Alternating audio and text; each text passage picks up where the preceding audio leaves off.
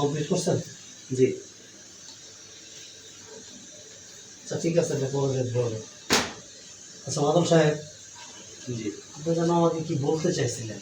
জি, আমি তো অনেকবারই আপনাকে বলার চেষ্টা করছি কিন্তু আপনার সময় হয় না। আচ্ছা বলেন তো। আমাদের মিজান এক মিনিট। হ্যাঁ বাতেন।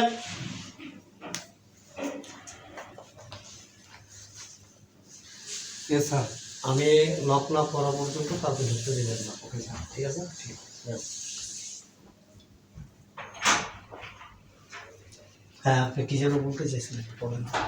বলতে চাইছিলাম মিজান সাহেবকে দিয়ে কি আপনার বাসার কোনো গুরুত্বপূর্ণ কাজে পাঠান তো সাহেবের বাসায়? আমার আমি বাসায়? কোনো কাগজপত্র নিয়ে বা দরকারি কাজে? আমার বাসায়? হ্যাঁ। না তো, আমি তো অফিসের কোনো স্টাফকে আমার বাসায় আমি পাঠাই না।